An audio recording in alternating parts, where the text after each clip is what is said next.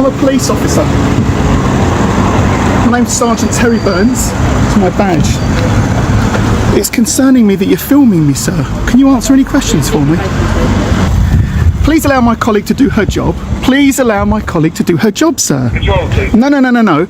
If you're interfering with a police officer in the lawful execution of their duty, I will remind you that that is an offence. Please, step out of my way. I'm not in your way. I'm not in your way. I'm walking. You are do not touch me. You're attempting to interfere. Do not touch me, and do not interfere me, with a police officer. I'm looking at her thin blue line badge. I'm looking at her thin blue line badge. She shouldn't be wearing it. Tell her to take it off. I'm not instructing the officer to do that, Well, sir. I will. Take off your badge. The officer. Take off your thin blue line badge. It's banned. Is in lawful execution of her duty. Don't talk to me. Don't talk to me. I don't want to talk to you. That is fine. Okay, so go away now.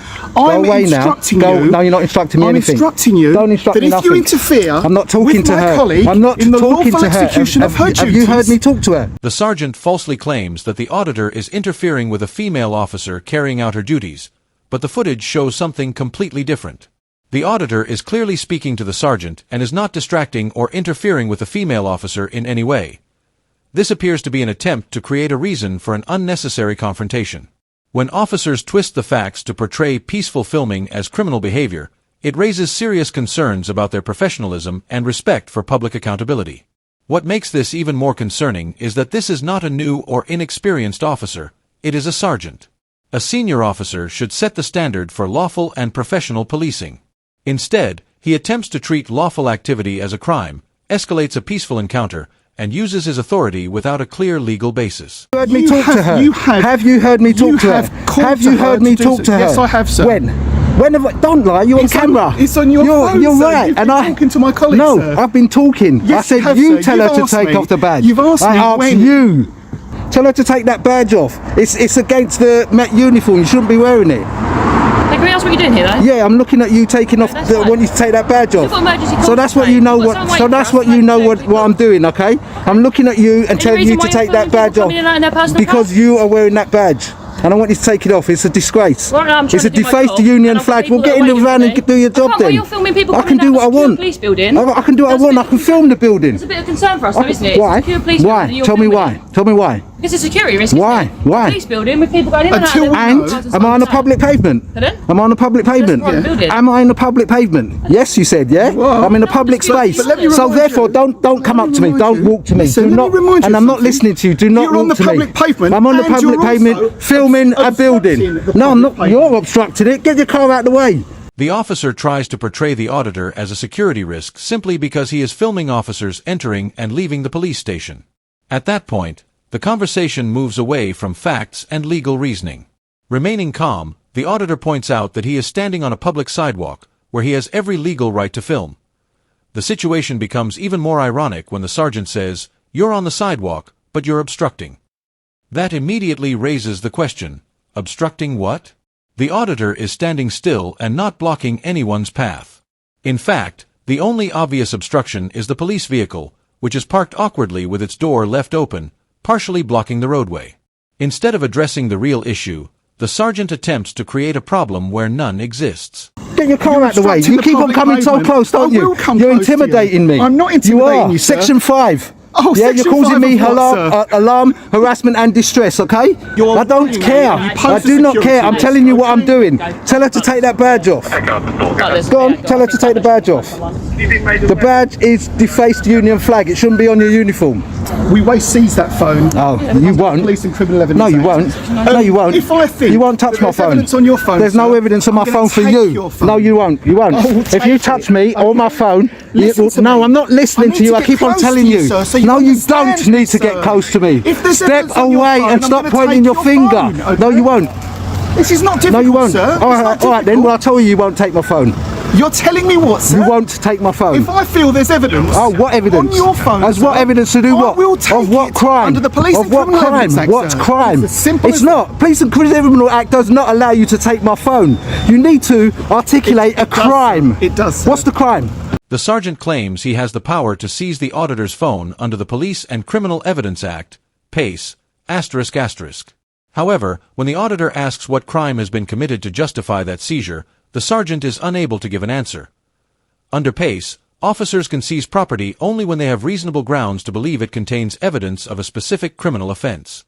That requires a genuine suspicion that a crime has actually been committed. Simply filming in a public place, even if police officers, vehicles, or buildings appear in the recording, is not, by itself, a criminal offense. This goes beyond a simple misunderstanding of the law. The sergeant appears to rely on legal terminology to pressure the auditor into giving up his phone. But when asked to identify the offense being investigated, he cannot point to one.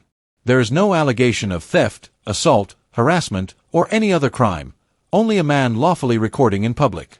Without reasonable grounds to suspect a criminal offense, an officer has no lawful basis to search or seize someone's personal property. What's the crime?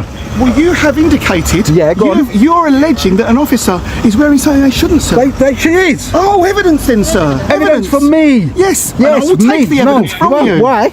What crime is it? What crime am I doing? Is it a crime to identify a defaced Union flag for police? What do you want? What do you want? We can seize that, can't we, as evidence? Film yourself. Pardon? Film yourself. I don't need to film myself. Oh, are you filming me? Pardon? Are you filming me? Yeah. Have you told me? You haven't told me you're filming me. Have you told me? No. It's within your policy to state at the first practical first practical opportunity to let me know that you are filming me. Okay? And you haven't even done that, have you? You haven't even gone by your policies. That means you're a tyrant. It's policy that it's not. You're a tyrant. To do that, is it? Of course it is. Are you mad? You're supposed to be telling people that you're filming them. You know GDPR? State of protection. When the auditor reminds the officer that police policy requires officers to inform people when they are being recorded, she dismisses the point by saying, "It's policy, not law." While policy and legislation are different, that response misses the point entirely. Police policies exist to set professional standards and guide how officers carry out their duties. Officers are expected to follow those standards, and ignoring them can undermine public confidence and accountability. Dismissing a policy simply because it is not an act of Parliament is not a convincing justification for failing to follow it in situations involving official police recordings. These policies also help promote transparency and support compliance with data protection responsibilities. Informing members of the public that they are being recorded is an important part of maintaining trust and demonstrating that officers are acting openly and professionally. Ignoring that expectation raises legitimate questions about whether proper procedures are being followed. Step on your way, move your car, it's obstructing.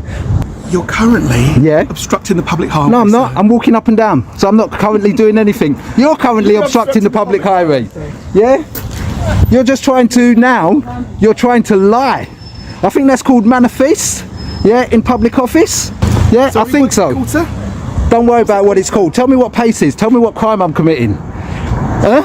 So please stop filming Muppet. me, sir. Please stop filming. I will keep on filming you. I'm allowed to film. He's filming the building, he's filming... My body worn cameras on. Officers, thank you for telling me your body worn cams. Thank you for upholding your policy. Hold on a second. You're right, sorry. I don't know what's actually happening. So he's filming... Can you talk to my colleague? You can talk as much as you like. It's a public place. Make privacy if you want to. Go on then. He's filming... Personal cards coming out. No, I wasn't. No, I wasn't. Stop lying. Stop lying. Stop lying. I wasn't doing that. My colleague's coming in and out in their personal car. No, he's not coming in and out in his personal car. He was going in and I was filming. I didn't go to him and I didn't film his car.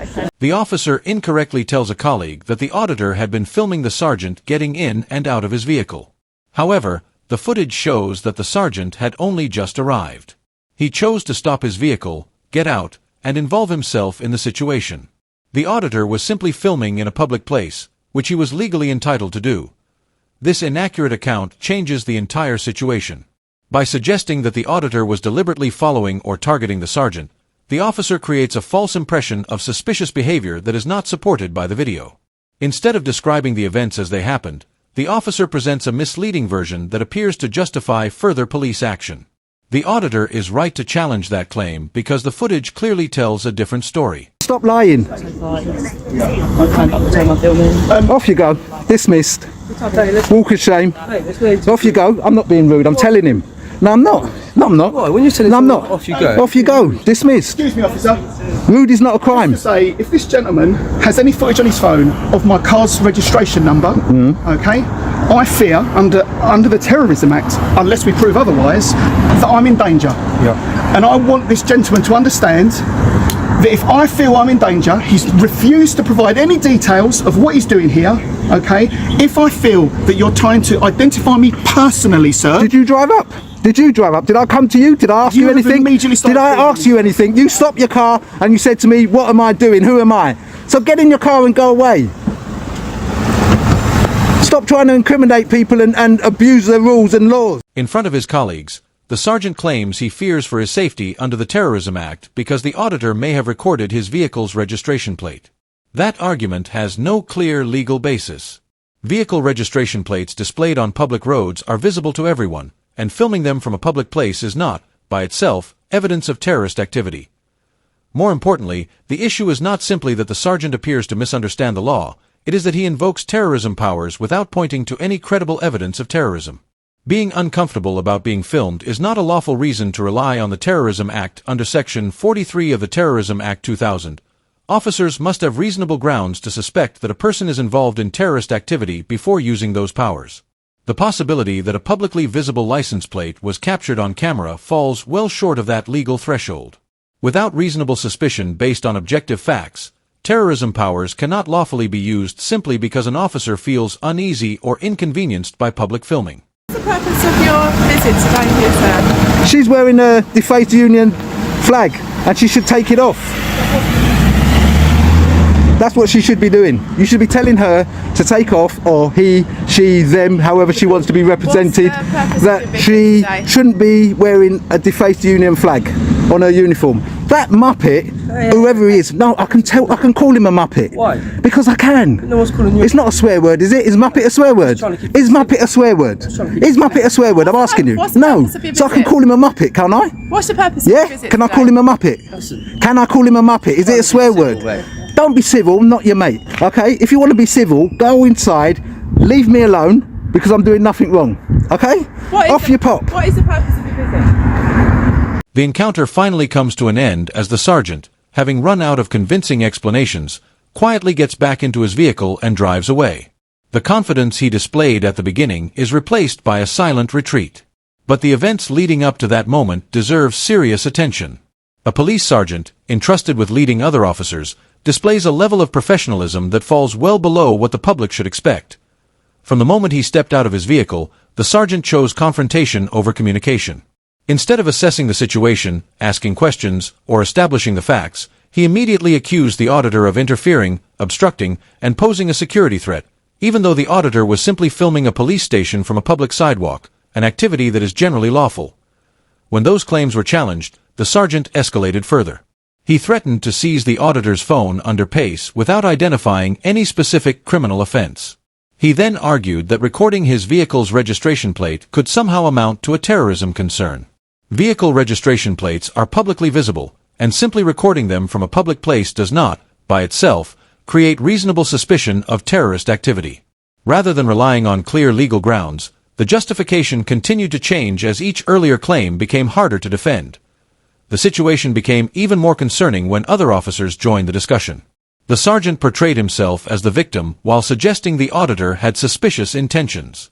However, the auditor calmly asked a simple question: "Didn't you drive up to me? Didn't you approach me?" That single point highlighted an important fact. The sergeant had chosen to initiate the encounter, not the other way around. The female officer also failed to inspire confidence. When asked about informing people that they are being recorded, she dismissed the issue by saying, "It's policy, not law."